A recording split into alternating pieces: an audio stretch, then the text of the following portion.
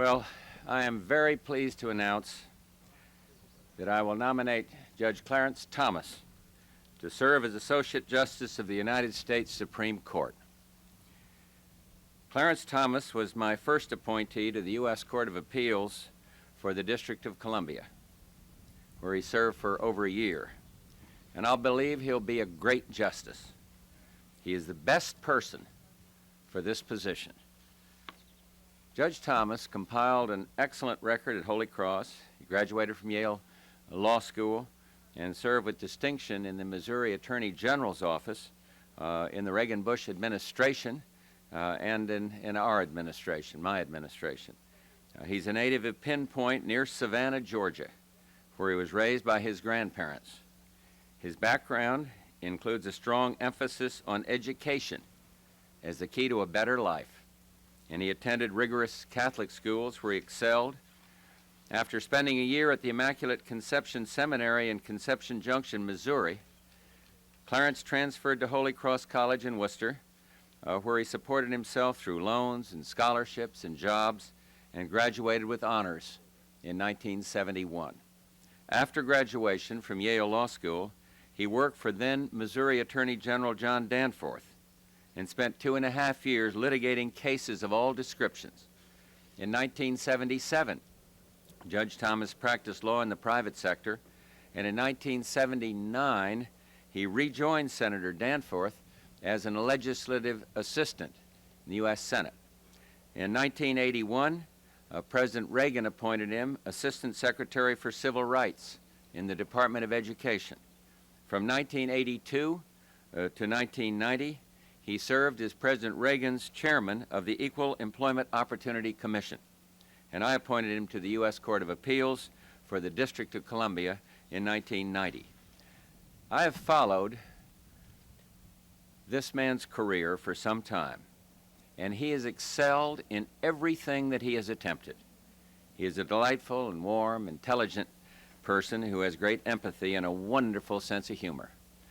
He's also a fiercely independent thinker with an excellent legal mind who believes passionately in equal opportunity for all Americans. He will approach the cases that come before the court with a commitment to deciding them fairly, as the facts and the law require. Judge Thomas's life is a model for all Americans, and he's earned the right to sit on this nation's highest court, and I am very proud indeed to nominate him for this position, and I trust that the Senate will confirm this able man promptly. And now, Judge Thomas, if you'd like to say a few words, and then what we'll do is questions for either of us, and then if you finish those, then I'll be glad to stay and take questions on a wide array of subjects. Thank you, Mr. President. You're welcome, and we're just so pleased you came up. Thank you. All yours, sir. Thank you, Mr. President. I'm honored and humbled by your nomination of me to be an Associate Justice of the Supreme Court of the United States. As a child, I could not dare dream that I would ever see the Supreme Court, not to mention be nominated to it. Indeed, my most vivid childhood memory of the Supreme Court was the Impeach Earl Warren signs which lined Highway 17 near Savannah. I didn't quite understand who this Earl Warren fellow was, but I knew he was in some kind of trouble. I thank all of those who have helped me along the way and who've helped me to this point and this moment in my life, especially my grandparents who are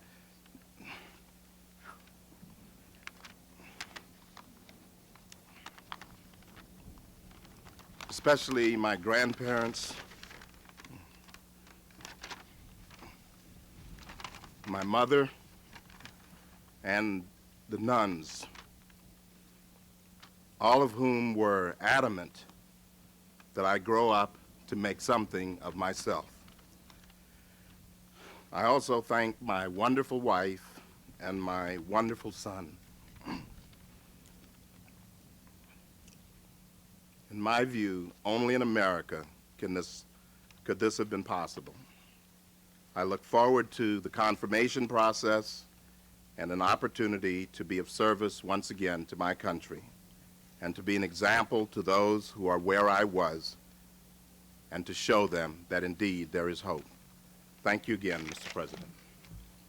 Now, well done. Now, either of us will take questions. As you can understand, Judge Thomas, the next important step for him is going up for confirmation. And as with every predecessor for the Supreme Court, I'm sure you'll understand if he won't take questions on specific issues or philosophy or things of that nature. But if you have any for him or for me about this appointment or matters relating to the court, I'd be glad to respond. I know he would. And then, as I say, it's been a while, and we want to go ahead and just have a general press conference on any other subjects that come to mind. Mr. President, how will you answer concerns stemming from Judge Thomas's days as chairman of the EEOC, that in that post he was somewhat insensitive to the concerns of the elderly and civil rights advocates, and that he didn't aggressively pursue their complaints? Well, obviously that complaint, if it was even raised in his confirmation hearings for the second highest court in the land, were satisfactorily answered. It is my view that the complaints are unfounded, of course, but I doubt if anybody had strongly felt that he would have been confirmed for his present position. Mr. President? Yeah. Last year you vetoed the Civil Rights Bill, saying it could lead to quotas. Today you made a nomination that could at least be seen as quota-based. How do you explain this apparent inconsistency? I don't even see an appearance of inconsistency, because what I did was look for the best man, and Clarence Thomas's name was high on the list when the previous nominee went forth, Judge Souter, Mr. Justice Souter now. And so I don't accept that at all. And the fact that he is black and a minority has nothing to do with this, in the sense that he is the best qualified at this time. And we had a very thorough screening process then. We had one now that we put into forward gear very fast, but we didn't have to start from square one. So Clarence Thomas, seasoned now by more experience on the bench, fits my description of the best man at the right time, or the best person at the right time, because other women were considered as well. But do you see how it could be perceived? No, I can't see it. Was race a factor whatsoever, sir? I don't see it at all. The fact that he's a minority, you heard his testimony to the kind of life he's had, and I think that speaks eloquently for itself. But I kept my word to the American people and to the Senate by picking the best man for the job on the merits. And the fact he's minority, so much the better. But that is not the factor, and I would strongly resent any charge that might be forthcoming on quotas when it relates to appointing the best man to the court. That's the kind of thing I stand for, not opposed to. Just so I could ask the question, was race a factor whatsoever, though, sir? Well, I tried to answer it just then as best I could. Nice try for the second go-round. Susan. If I could follow up, I mean, there are many people who felt that in fact that was a plus, not that it was a factor or a quota, but that in fact, since the court represents all the people, there ought to be a minority member. Did you at all feel that way? That this Oh yeah, but I don't feel there's a quota. I don't feel that I had to nominate a black American at this time for the court. I express my respect for the ground that Mr. Justice Marshall plowed, but I don't feel there should be a black seat on the court or an ethnic seat on the court, if that's what your question is. I would reiterate, I think he's the best man, and if credit accrues to him for coming up through a tough life as a minority in this country, so much the better. So much the better. I love what he said at the end. It proves you can do it. Get the job done. And so if that does nothing but enhance the court, in my view, but I just really want you to know we looked at this list with an idea of really finding the best, and I think that's what we did. Yeah, Charles. I wonder if I could ask a question of Judge Thomas, Mr. President. You made reference, sir, to Chief Justice Warren, the Warren Court, known as a liberal court, but one that advanced a lot of things in the way of civil rights and on behalf of minorities. How do you feel about that court vis-a-vis the very conservative court that you seem to be joining? Well, I think that many of the questions that I will be asked during my confirmation process will perhaps bring that comparison out, and I've got a respect for that process. I'll have to refrain from making that sort of comparison at this point. Not even a personal reflection, sir, on what the Warren Court did for minorities? Not even a personal reflection. Judge, a question for you. What do you say to critics who say the only reason you're being picked is because you're black? I think a lot worse things have been said. I disagree with that, but I'll have to live with it. You refer to the press? How about that for an answer? Well, I also say I didn't make this election. President, civil rights groups, in particular Ben Hooks, has signaled that you're in for the mother of all confirmations hearings if you nominated Judge Thomas. What do you have to say about that? Well, one, I find that very surprising from a man that's as fair as Ben Hooks. So, and I learned something in this job, as some of the others that cover us regularly here understand, and that is that I don't like to comment on a statement attributed to somebody until I've actually read it. But I think when you go back and look at the support that Judge Thomas had for the bench that he now serves on, that in itself will take care of any arguments that someone. I just don't want to feel that Ben Hooks said that. I know him, I respect him, and I don't think that he would say that about Judge Thomas. I'll be honest with you. At his confirmation hearings before, it was said that if he was accepted to the bench, but if you brought him back to the Supreme Court, that they didn't feel that he would be ready for that at the time. Well, he isn't the Attorney General, nor the General Counsel to the President, nor the Chief of Staff, nor those of us who screened this nomination. It is our judgment he will.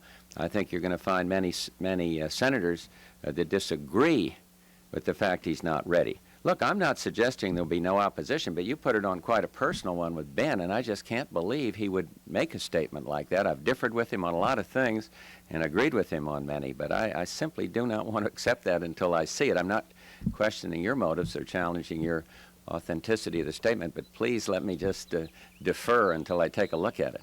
Mr. President? Yo. Mr. President, when you Kathy. selected Judge Souter, your aides very clearly put out the word that Edith Jones of Houston was the runner-up and likely would be the nominee if another vacancy came up. What happened to change the equation? Well, she's a very able justice, a judge. She was given consideration then and now, and I just felt that Judge Thomas, with his seasoning now, is best prepared to serve. It was that. It was not a demeaning or putting down of anybody else, because there were some very good names brought to my attention. And I might say, this just happened last week, and some will be saying, well, was the screening process thorough? And the point I want to make is that I have met several times since Judge Souter's sending to the bench to discuss what would happen if a Supreme Court justice stepped down, with no one particularly in mind, but just to be ready. So consideration was given to a wide array of candidates, but we'd already done a lot of homework. But you ask about Edith, who comes from my hometown, and I have nothing but high regard and high esteem for her. But I decided, on the advice of people that I trust, that this is the way to go. President, the appointments made by President Reagan and you have put the court on a conservative road. Is that what you would like to see for the next 10 or 15 years, to reverse some of the more liberal rulings in the past 20 years? Look, I don't know how Judge Thomas, when he becomes Mr. Justice Thomas, will come down on every issue. And indeed, I didn't discuss specific issues with him. I didn't discuss them with Judge Souter before he became Mr. Justice Souter. But I did look at this. Would he faithfully interpret the Constitution and avoid the tendency to legislate from the bench? And that's a broad consideration, but that was certainly in his favor, in my view. And I don't know whether he'll agree with positions that our administration takes, or overthrow decisions, or change positions that we think are right, but that doesn't matter. What matters is that he faithfully interpret the Constitution, and I am 100% convinced that that's exactly what he'll do. So we're not trying to put a philosophical balance on this court. We're not trying to philosophically affect it. I want, and I've said this long ago, long before I became president, that the main consideration, in addition to excellence and qualification, is this concept of interpreting the Constitution and not legislating from the federal bench.